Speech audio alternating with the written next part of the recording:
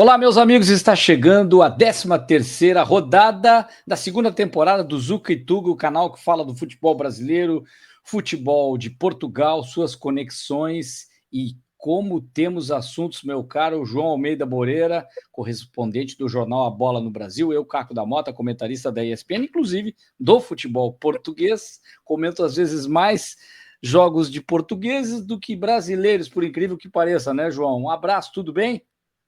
Olá, Caco, um abraço. E eu escrevo muito mais sobre o Brasileirão do que sobre a Liga de Portugal, então daí essa conexão, né? E esta semana com o principal assunto, né? Acho que você concorda, a derrota da seleção brasileira por números pesados na Argentina, que pode precipitar a saída do Dorival Júnior. A gente está falando ainda antes da reunião muito aguardada na CBF entre o presidente Edinaldo Rodrigues, o Dorival Júnior e outros elementos da estrutura, mas, ao que tudo indica, o Dorival vai mesmo cair e, portanto, já se fala em sucessor, né? Virou o assunto principal do futebol brasileiro.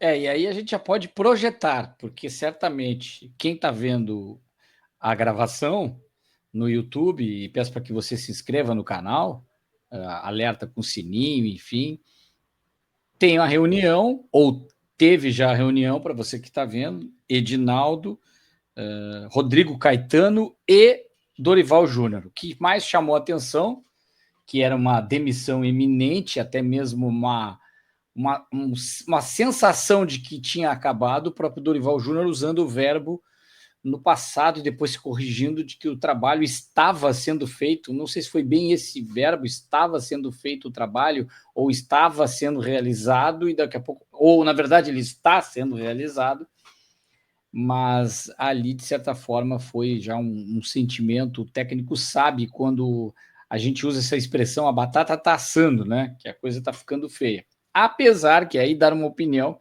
independente de quem vier, e a gente vai falar sobre isso, João, que o Brasil é reflexo do seu presidente Edinaldo, reeleito por mais um longo período, com os clubes concordando, com as federações concordando, tendo uma possibilidade de oposição, que a gente não pode dizer se seria melhor, acredito que pior do que está, não deveria ser, mas melhor, tão melhor assim, uma coisa maravilhosa, espetacular, que o Ronaldo Fenômeno estava propondo para ser um presidente, acredito que sim, pelo menos seria uma mudança nesse sistema da CBF que comanda o futebol brasileiro e ainda as competições e principalmente a seleção, mesmo com ligas, né? Quando entram ligas, a seleção sempre é aí sim a confederação de cada país, ela é a que faz a gestão, e a gestão tem muito a ver com isso aqui, muito dinheiro, um volume de patrocínios, algo muito grande. E a CBF, ao longo dos anos, sempre muitas denúncias, presidente saindo por assédio, outros tipos de denúncias de desvios, presidente afastado, reconduzido ao cargo pelo STF. Olha, é uma série de coisas que o Dorival não foi bem e não está indo bem na seleção brasileira, mas eu dou esse desconto de que o trabalho, não há ambiente para isso. Até quando se pergunta, eu como repórter hoje perguntaria para os jogadores, a pergunta que sempre se faz é: e a situação, como é que está? E agora a continuidade? Já tentam colocar, e fazem bem os repórteres, na boca dos jogadores, algo que já dê a entender que o trabalho não está legal, que eles querem mudança, ou tentar tirar daquele jogador que muitas vezes joga a responsabilidade no técnico. Mas a pergunta nunca é feita: mas e o ambiente da CBF? Porque o Vinícius Júnior joga menos do que ele joga na seleção como jogador, o Rodrigo, o Rafinha, até o tipo de declaração que deu o Rafinha, se existe uma estrutura na CBF e um técnico que tenha respaldo para cuidar desses jogadores da maneira que deveria, de repente nem daria essa declaração infeliz, mas que eu também não condeno o Rafinha, não foi por isso que o Brasil perdeu, a provocação faz parte do futebol, apesar de não ter gostado, e até foi provocado por outro que nem é jornalista, que é o Romário, um grande jogador, mas agora mais um apresentador de programa, que faz pergunta e botou ele numa berina. Mas, enfim, não sei se queres comentar algo a respeito disso também, João, fica à vontade. Quem seria o substituto para o Dorival é a pauta, né?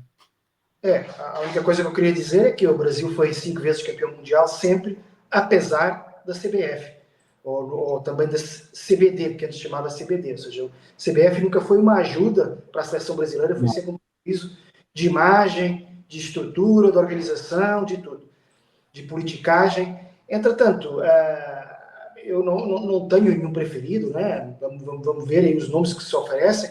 O que se tem falado na imprensa, citando o Globo Esporte, é que o Ancelotti seria novamente o número 1 e o Jorge Jesus o plano B, enquanto que a ESPN hoje já escreve que o Jorge Jesus já passou ao plano A, porque o Ancelotti é mais difícil. No entanto, o Jorge Jesus não é bem visto, provavelmente pelo Neymar, que é uma das figuras ainda, apesar de não jogar há mais de um ano, da seleção, uma vez que eles acabaram meio que em conflito com a saída do Neymar para o Santos. E portanto, vamos ver, né? Mas a verdade é que os dois nomes que mais se falam são dois nomes estrangeiros. Nós, portugueses, nunca nos consideramos assim completamente estrangeiros ou gringos aqui no Brasil, sempre sentimos que estamos mais ou menos em casa. Mas, enfim, é estrangeiro, logicamente, o Jorge Jesus, o Ancelotti mais ainda, porque é italiano. E só como plano C, digamos, na imprensa, não estou dizendo, isto não são informações do Edinaldo Rodrigues a ninguém. Plano C é que aparece o Filipe Luís, que seria uma opção um pouco arriscada, uma vez que ele tem pouco tempo de trabalho como treinador profissional, mas um tempo de trabalho com indicações excelentes. Ou seja, vamos ver. É evidente que eu, como português, torço um pouco pelo Jorge Jesus. Seria interessante ver um selecionador português na seleção brasileira, né? Seria extraordinário, seria uma coisa inimaginável há 5, 10, 20 anos, né? Mas vamos ver. Acho que a opção Jorge Jesus tem algumas vantagens. É que o Jorge Jesus, em primeiro lugar, quer vir, ao contrário do Ancelotti, que nunca deu grande ideia de querer vir, né? Em segundo lugar, ele já conhece as estruturas do futebol brasileiro, né? E em terceiro lugar, ele parece que teria disposto a vir mesmo antes do Mundial de Clubes, porque o Mundial de Clubes para o Al Hilal, embora importante, não é tão importante como o Mundial de Clubes é para o Real Madrid, que logicamente tenciona ganhá-lo, não é? Candidato ao título. O Al Hilal vai lá para, enfim, tentar fazer a melhor figura possível. Portanto, o Jorge Jesus tem essas três vantagens.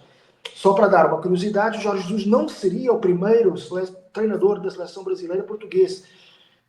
Não seria sequer, como eu escrevi hoje no jornal A Bola, meio que brincando, não seria sequer nem sequer o primeiro português chamado Jorge, porque em 1944 Jorge Gomes de Lima, mais conhecido por Joreca, treinou 2 jogos da seleção, junto com o Flávio Costa na época, em 1954, ambos os jogos, curiosamente, com o Uruguai, e portanto não seria completamente inédito, mas obviamente que nesta idade moderna do futebol seria algo muito interessante ter um treinador estrangeiro no Brasil e logo português.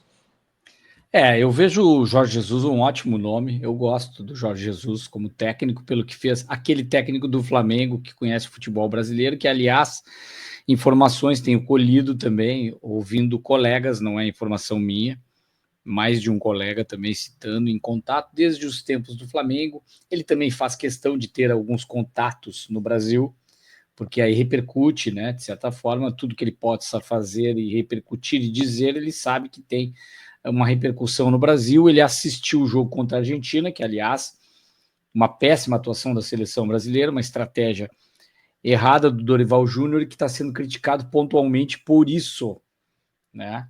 Por não ter, de certa forma, de repente, congestionado o meio de campo, fazendo um time mais pragmático. Mas eu tenho certeza que se o Dorival colocasse o sistema fechado, ele também seria criticado, porque o Brasil é tão grande e se jogasse de uma forma tão humilde contra a Argentina, ele seria condenado por jogar por um empate, digamos assim. Não que sempre uma equipe grande jogue por um empate, mas quando ela vai mais fechada, ela acaba dando a entender que o empate seria um bom resultado, até para se manter no cargo. E Dorival não fez isso, tentou ser ousado, errou feio, faz parte, e eu estou sempre tirando um pouco dessa questão da crítica. Agora, o Jorge Jesus tem uma questão disciplinar que me interessa, apesar que a gente nota Carlo Ancelotti também poderia, mas eu vejo até o Carlo Ancelotti atrás, não como técnico, mas em adaptação em relação ao Jorge Jesus. seria mais difícil até se adaptar aos jogadores, tudo. Eu sei que a linguagem do futebol é a mesma. Ele já treina jogadores brasileiros de grande qualidade no Real Madrid, isso ajudaria muito, mas eu não vejo ele no caminho, como o próprio Pep Guardiola até já dando declarações pós-Argentina de que ele está focado no Manchester City e não haveria caminho nem para conversar com um técnico como esse. No Brasil, quem a gente teria? O Renato Gaúcho, que muita gente gosta, porque tem o ambiente com os jogadores, e não me parece que é essa a necessidade de ter um ambiente com um grupo, a questão tática, técnica, que o Renato também é bom técnico, poderia ser, mas eu ainda vejo com bons olhos, e muita gente vai me criticar, e não sei se isso não vai acontecer, o Tite ser chamado de novo para dar continuidade ao trabalho, pelo menos no mandato, podemos dizer assim, tampão até a Copa do Mundo. Algo que seja um pedido para que Tite volte, para pelo menos o Brasil ter uma sequência do que estava sendo feito, que houve um hiato naquele trabalho, porque o Tite também não quis continuar e sentiu que não havia mais ambiente. Mas eu vejo essa Copa como perdida pelo Brasil, perdida no aspecto de que o Brasil já não era candidato. Claro que com a qualidade dos jogadores, a lembrar, a Argentina perde na estreia para a Arábia Saudita e depois é campeã mundial, né, João? Isso, eu queria só dar aí fazer um parênteses, perdão por ter interrompido, mas é que eu tenho falado com muitos amigos brasileiros e obviamente que têm mais paixão pela seleção brasileira do que eu, embora eu também torça, logicamente, mas é só para dizer que em 4 das 5 Copas ganhas pelo Brasil, em 4 delas o treinador que assumiu tinha menos tempo de trabalho do que terá o novo treinador, ou seja, em todas elas parece que a gente fala aqui muito que o Brasil tem que ser mais planejado, mais organizado, mais estruturado, mas parece que funciona melhor quando é assim de repente, assim, como se diz aqui no Brasil, na gambiarra, no jeitinho, né? Porque tirando o Parreira em 94, que já tinha 3 anos de trabalho, tanto o Aimoré Moreira, o Feola, o Felipão, agora na última, exatamente, e o próprio Zagallo, em 70, pegaram o time com a volta ou um ano antes ou menos, né? O Feola foi campeão em 58, pela primeira vez, pegando 2 meses antes de começar a Copa. Ou seja, isso pode não querer dizer nada, né? Às vezes é quando o Brasil está mais desacreditado, é que depois chega lá, a coisa cola. Você sabe como é que é Copa do Mundo? É um mês só, de vez em quando há ali uma maré qualquer, uma onda que empurra, e às vezes quem ganha é quem menos se espera e em quem há menos expectativas e menos pressão. E o Brasil entrando com menos pressão, talvez até seja mais forte. É verdade, tem razão, esse aspecto é interessante, só eu entendo que hoje isso não... A gente tem que ver, o futebol realmente ele é muito improvável, e quando tem uma qualidade de jogadores como o Brasil, é que também não é mais um tiro tão curto, né? A Copa do Mundo vão ter muitas seleções, mas mesmo assim, claro, o Brasil sempre com a qualidade dos jogadores, é o que eu ia falar, passando como a Argentina passou, se acertando como o Scaloni acertou a equipe da Argentina, pode acontecer, claro, mas eu não vejo um elenco como esses períodos que você tinha assim 3 jogadores como melhores do mundo e outros tantos como melhores em suas posições, entre os melhores da posição na seleção brasileira, né? Até mesmo quando tinha uma seleção fantástica como aquela de 82, nem assim ganhou. E hoje, a maneira que as equipes se preparam, o equilíbrio, essa é uma confusão que tem acontecido nos clubes, e é por isso que os portugueses estão ganhando mais espaço aqui, os argentinos há muito tempo ganham espaço no Brasil, porque é importante sim o planejamento. É diferente de outros tempos, que ganhava só no talento do jogador brasileiro. Vai lá e resolve, Romário, vai lá e resolve, Bebeto, né? O Filipão mesmo agora no podcast do meu amigo Duda Garbi, dando uma entrevista, ele falou que o Denilson, o Edilson e o Vampeta chamaram ele num jogo contra a Inglaterra que ele ia dar uma xingada, que eles não estavam seguindo alguma orientação dele. E esses 3 jogadores chamaram ele, não faz isso, professor, não faz, deixa que eles vão resolver. E aí resolveram sozinho o jogo. Ou seja, não precisou nem orientação do Filipão. E ele teve essa grandeza de sentir que os jogadores estavam nesse caminho. Mas isso aí é muito romântico, de certa forma. Eu gostaria que houvesse esse futebol romântico do Brasil. Tu pega o Vinícius Júnior, o Rafinha, o Rodrigo, mais alguns ali, o Gerson, que é um... O Gerson poderia estar jogando na Europa, espetacular jogador. Essa discussão jogar no Brasil ou fora é relativa, depende do jogador. O Gerson é um jogador de nível mundial para mim. Então tu coloca só esses 4 jogadores, mais um ou outro, teria que jogar o natural, mas não é mais assim. Então Não, eu bons olhos eu, Jesus nesse aspecto de organização, disciplina e fazer um trabalho rápido para essa Copa. não, só para deixar claro que eu concordo 100% com você de planejamento, organização, estrutura, etc. Mas, por curiosidade, só como curiosidade, Claro, não. quando não teve essa estrutura, o Brasil foi campeão. Quando foi rápido, quando teve que pensar rápido, meio que tirou a pressão dos jogadores. É que o Brasil sofre uma pressão maior do que outras seleções, mesmo que a Itália ou a Alemanha, que são tetra, né?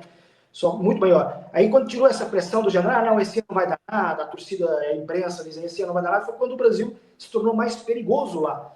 Eu lembro que em 2002, eu na altura trabalhava no Jornal Record, que é o jornal concorrente do Jornal A Bola, e fizemos um bolão antes do campeonato, do mundo começar, de 2002, e só um cara em uma redação de quase 100 é que votou no Brasil. Quase todo mundo achava que ia ganhar a França e a Argentina. Alguns líricos votaram Portugal, claro, mas isso pelo O cara coração. votou na camisa, ele não foi E o bobo, cara ele votou pegou a assim, camisa, vai o Brasil. aí, mas estou esquecendo do Brasil. E realmente estávamos todos esquecendo do Brasil. O Brasil é sempre um candidato. E naquele ano, sem a pressão, porque não se falava-se muito que a Argentina e a França tinham seleções extraordinárias, porque tinham, no papel tinham bem melhores que o Brasil. Depois o Brasil chegou lá com o Ronaldo, né, daquele jeito, vindo de lesão, o Ronaldinho Gaúcho ainda não era, tudo aquilo, o Rivaldo no auge, enfim, e foi campeão do mundo, como sabemos. Portanto, o que eu quero dizer é, apesar de concordar que o planejamento é essencial, que os brasileiros, os torcedores brasileiros, não percam a esperança, que às vezes é nesses momentos que o Brasil se agiganta. É verdade, João. Até esse assunto é muito bom, que a gente está se alongando, mas essa semana fiz alguns jogos também. Um jogo sensacional que a Bélgica, por exemplo, reverteu contra a Ucrânia. Um resultado de 3-1 e conseguiu se classificar. Foi impressionante. E aí eu fiquei olhando e pensando, essa Bélgica ganha do Brasil? Olha, tem jogo, sabe? A própria Ucrânia. Claro que no mata-mata o Brasil é favorito contra as duas seleções. Acredito que sim, né? Por mais que 2 carrascos do Brasil aí, o De Bruyne e o Lukaku, foram até heróis do jogo. O Lukaku fez um golaço, mas não são mais aqueles jogadores do nível que estavam nas outras Copas que disputaram. Mas a organização tática da Ucrânia, se tu pega num grupo, se ela se classificar para a Copa, é claro, né? Isso aí é Liga das Nações. Se ela se classifica, tu pega numa fase de grupos, é uma seleção que pode complicar numa estreia, taticamente. Eu temo até por um vexame do Brasil nessa Copa dos Estados Unidos. Dada essa coisa de que tudo pode, o Brasil pode, esse oba-oba que acontece. Você pega o ranking, João, da FIFA, a Argentina, o Brasil não é melhor que a Argentina, não é melhor para ser campeão mundial, não é melhor que a França, não é melhor que a Espanha. Inglaterra está à frente, tem jogo. Acho que o Brasil tem boas possibilidades contra a Inglaterra. Portugal, já falamos disso, mas olha o que Portugal fez agora. Mas mesmo assim, olha, é um confronto duro com Portugal para o Brasil. Eu sou mais o Brasil. Holanda, jogo duro. Bélgica, Itália e Alemanha. A Alemanha, vejo que vai se organizar bem, sempre é complicado. Aí tu pega por fora, ainda tem Marrocos, o Japão se classificando para a Copa. No mata-mata, eu não sei o que pode acontecer. A Colômbia já botou pressão no Brasil. Olha a campanha do Brasil nas eliminatórias. O nível que está o Brasil nas eliminatórias da Copa. Atrás de seleções que tradicionalmente o Brasil ganhava ao natural. E tomou um chocolate da Argentina, podia ter sido 6, um 7-1 de novo. Então, eu estou muito preocupado com a seleção brasileira. E ali eu vi, às vezes, sabe, João, tem essa coisa do a gente que é gaúcho, realmente não é. A seleção brasileira não é o principal, a principal paixão da gente. A gente é muito mais clubista do que seleção. Mas ali eu vi como eu gosto da seleção brasileira, porque eu fiquei furioso com a derrota para a Argentina. Cada gol que tinha da Argentina, eu botava as mãos na cabeça, ficava enlouquecido. Não estou acreditando, porque daí eu comecei a ficar com vergonha, eu não queria aquilo. Eu sabia que ia ter aquela gozação dos argentinos, eu fiquei maluco com aquilo. Mas enfim, me alonguei demais, mas é que esse jogo mexeu demais comigo. Não, Mas mas você já falou aí das outras seleções, falou de Portugal e de Alemanha. que vão jogar, né, na semifinal da Liga das Nações. E a Final Four, né, os 4 últimos, jogam todos sempre num país só, jogo único. E, portanto, Portugal vai jogar com a Alemanha lá na Alemanha, no Allianz, lá de Munique. Então, vai ser, na minha opinião, acho que é o fim da linha para Portugal, porque a Alemanha é uma seleção muito, muito pesada de camisa, de rendimento, e Portugal não está num grande momento. A vitória, quem olhar a vitória Portugal-Dinamarca 5-2, não imagina o sufoco que foi, porque foi na prorrogação, ou prolongamento, como nós falamos em Portugal, vocês aqui falam prorrogação, estava 3-2 nos 90 minutos, né? E como Portugal tinha perdido 1-0, teve que ir ao prolongamento, como nós dizemos, a prorrogação, como vocês dizem, a gente depois vai falar isso na língua que nos desonre. Verdade. Mas esse 3-2 surgiu no finzinho, né?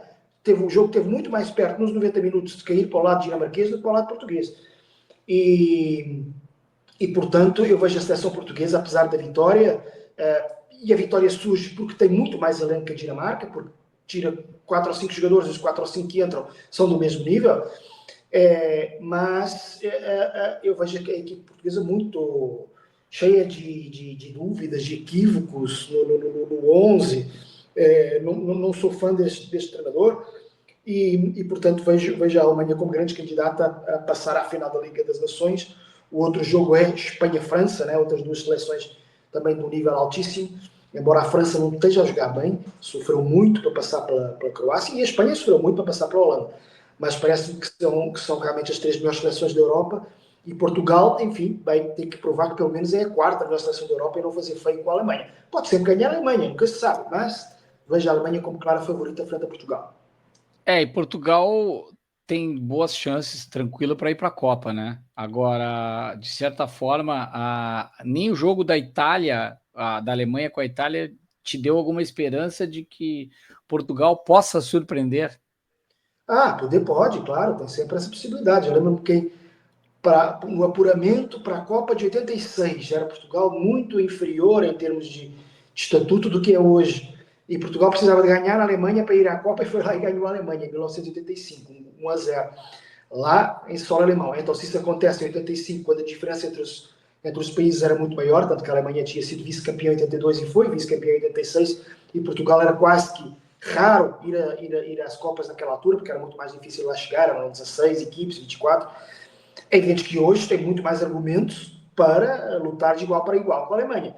Só que a Alemanha tem mais camisa e acho que tem mais time, não só de elenco, aí até pode estar relativamente equilibrado, porque Portugal tem um bom elenco, mas o Nagelsmann conseguiu fazer já um time, conseguiu criar uma ideia de jogo que eu acho que o Roberto Martínez ainda não conseguiu. É um time de muita posse de bola, anda às voltas ali da área, toca para cá, toca para a esquerda, muda muito os nomes dos jogadores, não há uma continuidade. Eu acho que com o Roberto Martínez ainda não houve evolução. E por isso vejo a Alemanha como favorita, mas é claro que Portugal tem uma palavra a dizer, e eu, como torcedor, né, vou estar ali rezando, né, para que Portugal ganhe. Mas tem que ser a base de orações mesmo, porque acho Portugal bem abaixo da Alemanha. Agora, a imagem que fica é esse sorriso a gente está mostrando, João, do Trincão fazendo 2 gols. Ele salvou Portugal, salvou o Martins. Jogando em casa, né? Tava jogando em casa, tava muito à vontade e não sei se não é um potencial jogador para ter mais oportunidades, enfim. Esse chute que ele tem é uma coisa maravilhosa, é um jogador de arremate, de chute de primeira. Eu gosto muito desse tipo de jogador, que muitas vezes o jogo está apertado e você precisa ter esse cara que tem a definição, e ele teve muita estrela nesse jogo. Impressionante, foi o cara da partida, sensacional. Gostei demais, estou colocando essa imagem aí como a imagem da classificação de Portugal rumo a um confronto, e depois tem as eliminatórias da Copa, que agora com a definição do primeiro e de quem passou e quem não passou na Liga das Nações, definida a chave, grupo F, Portugal, Hungria, Irlanda e Armênia. O primeiro colocado passa direto, para mim, Portugal. A Hungria e a Irlanda ali tem um pouquinho mais de qualidade que a Armênia, mas para mim Portugal passa em primeiro e certamente estará na Copa do Mundo de 2026, né, João? Isso aí é mais que obrigação, né? A questão é se vai fazer, o pleno de pontuação, ou seja, ganhar os jogos todos em casa e fora, esse é o mínimo.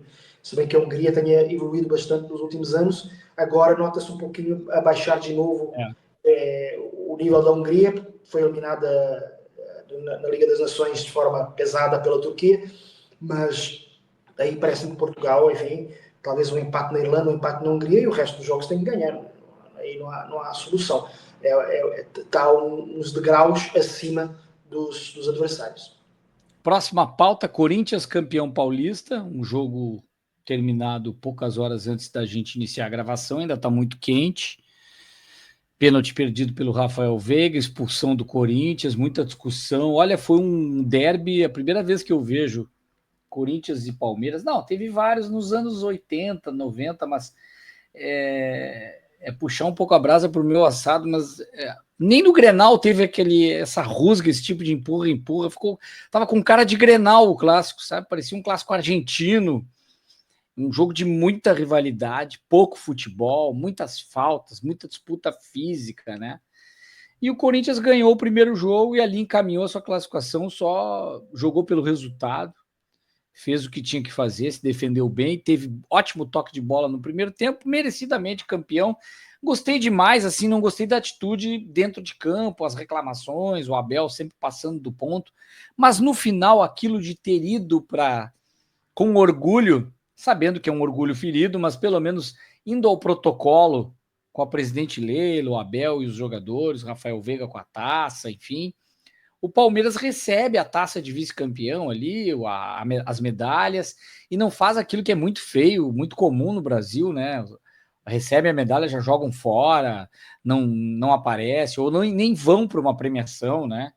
Aconteceu isso a Chapecoense no Campeonato Catarinense, alega, e até acho que tem razão, uma penalidade para o Avaí, que não teria sido, enfim.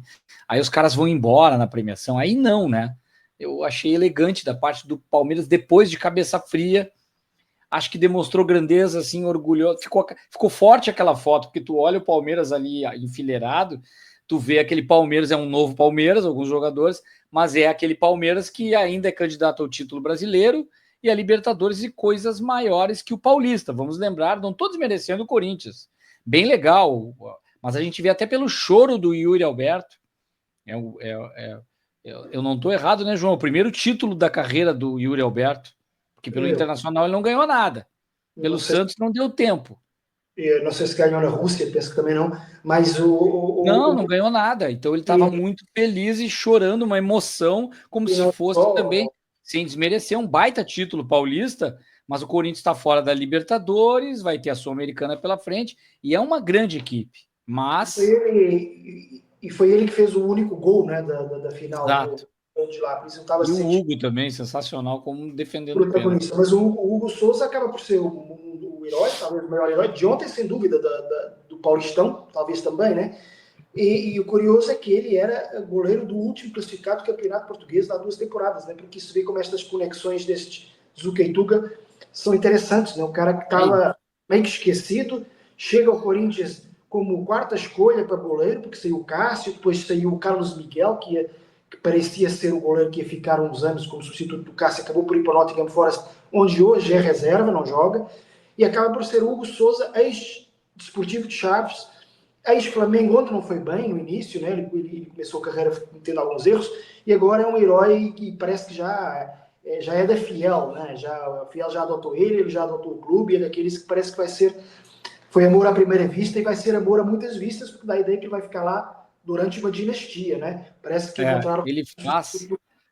Eu já contei essa história, eu estava nessa transmissão, ele faz 3 defesas contra o Benfica, né? E aí a manchete não é o goleiro do Chaves defende 3 pênaltis. Ex-goleiro, aí viralizou, ele não estava sendo falado. Mas aí o ex-goleiro do Flamengo pega 3 pênaltis em Portugal. Aí, opa, os empresários, vamos investigar como é que ele está. Esse jogo que você viu mudou a carreira dele, de repente mudou esse Paulistão, né? Futebol é assim, às vezes é um jogo, às vezes é um momento, né? Se não tivesse feito esse jogo, o Corinthians talvez não se interessasse por ele, né? Ia passar desapercebido, e de repente interessou e agora decide um Paulistão. É um título que o Corinthians não ganhava há 6 anos, é muito tempo para um clube como o Corinthians, para uma torcida como a do Corinthians, daí aquela euforia, daí aquele choro do Yuri Alberto também, né? É muita pressão em cima do clube, apesar do ano passado ter acabado muito bem o Campeonato Brasileiro, o clube continua meio que marcado por essa falta de títulos recentes.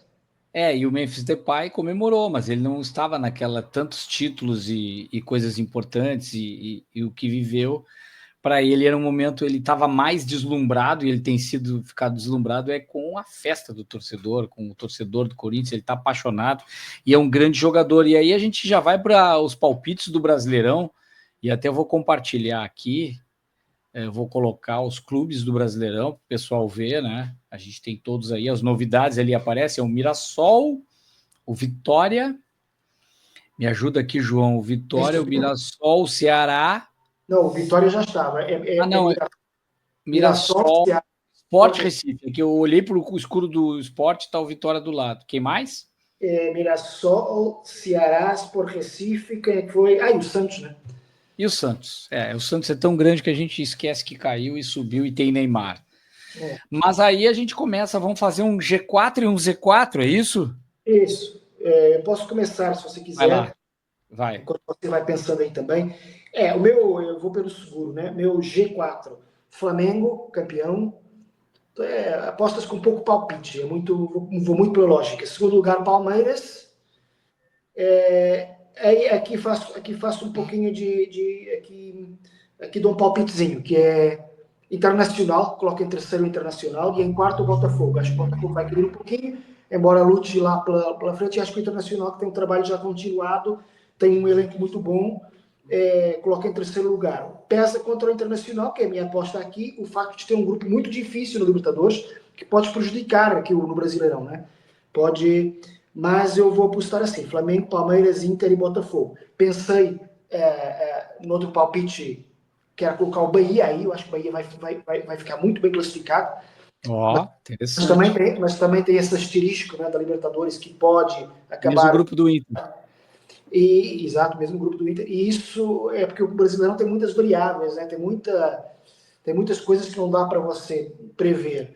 Vai que o Bahia começa muito bem na Libertadores e depois começa a apostar mais na Libertadores e menos no Brasileirão. Mas vai que o Bahia na Libertadores, por causa daquele grupo difícil, acaba patinando ali um pouco, dedicação total ao Brasileirão e de repente até só. Então não dá muito para a gente prever, é muito difícil. Mas, portanto, Flamengo, Palmeiras, Inter, Botafogo.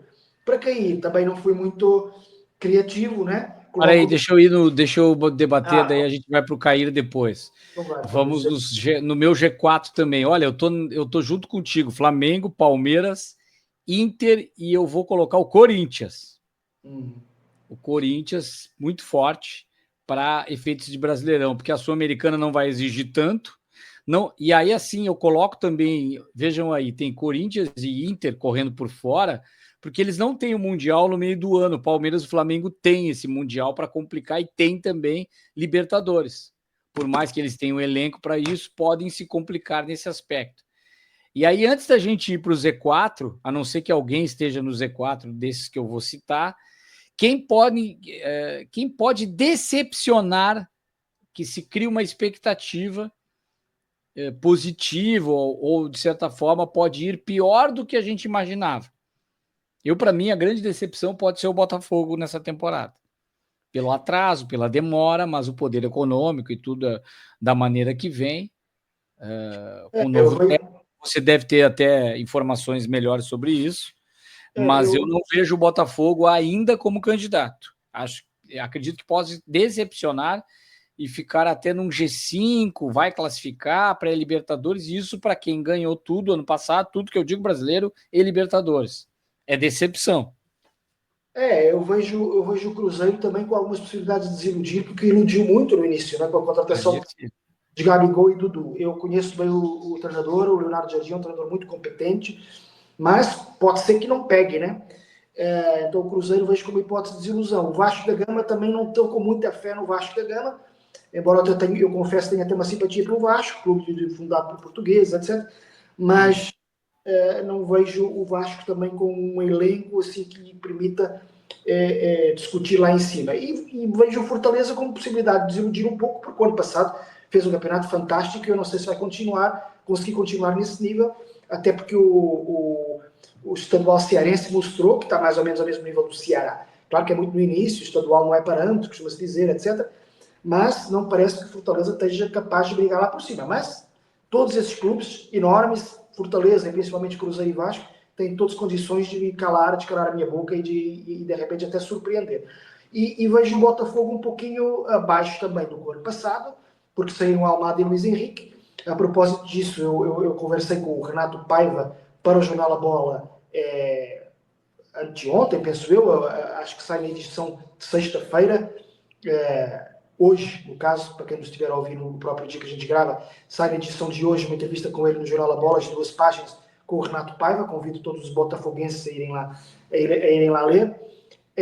O Renato Paiva falou que sai Almada e Luiz Henrique, entram outros jogadores diferentes, e a função dele é tentar que o coletivo absorva os jogadores diferentes que entram e que acredita que tem um elenco bom. Ele dá como favoritos no Brasileirão, dá como favoritos, sim, Flamengo e Palmeiras, pelo investimento, pelo elenco, mas vê o Botafogo, na prática, capaz de driblar esse favoritismo teórico de Flamengo e Palmeiras. A gente, voltando ali os escudos, a gente vai olhar essas rivalidades regionais. O Fortaleza tem esse peso do Ceará, e o Ceará do Pedro Raul, né? Muito bem. E isso pesa, de certa forma, e é muito interessante ter essa rivalidade dentro do Campeonato Brasileiro. Como a gente vê no Rio Grande do Sul, aliás, os únicos representantes do futebol do Sul, não tem nem paranaense, nem catarinense. Catarinense é mais difícil, vira e mexe tem um, mas muitas vezes nenhum, mas o Paraná não ter nenhum representante chama atenção. E aí a gente tem pela ordem o Juventude para possibilidade de cair, o Grêmio vejo que vai ficar no meio do caminho, não vejo para ser rebaixado, muita gente está preocupado com isso no Rio Grande do Sul, João, há uma preocupação, se o Grêmio não engrenar, ele pode ser de novo candidato a rebaixamento, eu não vejo para isso, pelos jogadores que tem. O pior dos cariocas é o Vasco, inegavelmente. O dos paulistas tem Neymar, mas eu vou colocar o Bragantino também, mas eu falo dos 4 grandes, né? O Bragantino e o Santos. São Paulo não achei que poderia ir melhor, e dos mineiros o Galo melhor. Então é por aí, né? E o Bahia e Vitória, Bahia também melhor. É interessante essas rivalidades que teremos no futebol. Tá, tem o Mirassol também de São Paulo, né? Mas eu falei dos grandes ali. E o próprio Sport Recife. Aí posso falar meus candidatos: Sport, o Vasco, um grande aí vai se complicar. Sport, Vasco, Mirassol, e seria mais óbvio, talvez, eu colocar ali Vitória, o próprio Ceará que está chegando, mas eu vou ficar entre Fortaleza e Bragantino, e o Bragantino pode cair também. Então fiquei com esses. Não vou botar o Juventude. Juventude é guerreiro e não vai cair. Eu vou colocar, eu coloco a Juventude, o Mirassol, o Red Bull Bragantino e o Ceará. Eu hesitei entre Red Bull Bragantino e Vitória, mas acho que o Vitória, mantendo o mesmo treinador, o Thiago Carpini, acho que vai conseguir fazer um campeonato mais tranquilo. Portanto, Juventude, Mirassol, Red Bull Bragantino e Ceará como os meus 4 candidatos à queda. E no Campeonato Português, vamos tirar aqui, porque é outra competição, são outros escudos. E aí a gente tem a possibilidade, se vai ficar mesmo em Lisboa, com certeza, eu posso afirmar isso. Ou é Sport ou é Benfica. Eu sei que tem uma possibilidade do Porto, por pontos, o próprio Braga está na briga, mas eu vejo por futebol, por desempenho. E aí, de novo, o Sport ainda à frente, apesar que, né, à frente como possibilidade, na minha opinião, para ser bicampeão, mas o Benfica tem essa possibilidade também de ganhar o título, né? Eu vejo esses dois aí, mas eu ainda aposto no Sport até o final, mas vai ser emocionante a chegada. Espero não por desejo que o Porto e o Braga não cheguem, porque aí vai ser complicado, vai ser até divertido se o Porto, numa arrancada, conseguir, com o elenco que tem e tudo que aconteceu, chegar ao título. Com o Martim Anselmi seria espetacular, seria algo assim heróico. Eu, naquela papo com o Renato Paiva que eu falei, também lhe perguntei, lógico, como português que ele é, como é que ele, o que é que ele, qual é o palpite dele, e ele não tira nem Porto nem Braga da corrida, mas diz que tem uma certeza, que com o Ruben Amorim, até ao final, o Sporting seria campeão. Né? Ah, É a verdade. saída do Ruben Amorim que acabou por, e ele tenta não ser antiético em relação aos que substituíram o Ruben Amorim, tanto o João Pereira primeiro como agora o Rui Borges, nada contra eles, mas obviamente se tivesse havido aquela continuidade, o Sporting parecia estar calmamente caminhando para ser campeão. Assim, está com um favoritismo muito dividido com o Benfica, que joga em Barcelos hoje, sexta-feira, com o Gil Vicentes. Para quem nos vir depois já sabe o resultado, nós ainda não. E o Sporting joga no sábado, também já pode haver gente que já sabe o resultado, na Amadora com o Estrela. Vai ser uma corrida até ao final dura, né? Bem pesada e difícil. Teremos aí um prolongamento ou uma prorrogação, que não é aquela de jogo, até o final, língua que nos desune hoje. A gente já falou sobre isso. Prorrogação está muito mais. As duas palavras têm um significado: prolongado o tempo ou prorrogado a final. Né? É prorrogado para o fim e prolongado o tempo de jogo. Então, são duas palavras que se justificam, mas o prolongamento para nós brasileiros, realmente é uma palavra estranha, assim, não é utilizado. Eu diria exatamente o mesmo, mas em reverso para nós portugueses em relação à prorrogação, ou seja, é uma daquelas palavras que não que nos desune, né? Mas que a gente usa ambas, mas conhece ambas, mas só usa às vezes mais uma que outra, mas nenhuma delas é completamente fora do comum.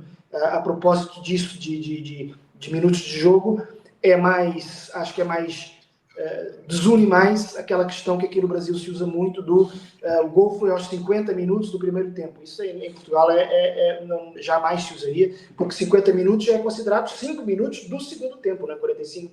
Então, em Portugal, e acho que a FIFA também adota esse sistema, quando o gol é no Brasil aos 50 minutos do primeiro tempo, nós em Portugal dizemos aos 45 mais 5, para distinguir dos 50 minutos que já é segundo tempo, porque depois nós em Portugal costumamos fazer 46, 47, 48, 49, 50, enquanto aqui no Brasil fazem primeiro minuto do segundo tempo, segundo minuto do segundo tempo, enfim, são diferenças só eu não vou polemizar, João, mas eu prefiro os dois tempos divididos, sabe?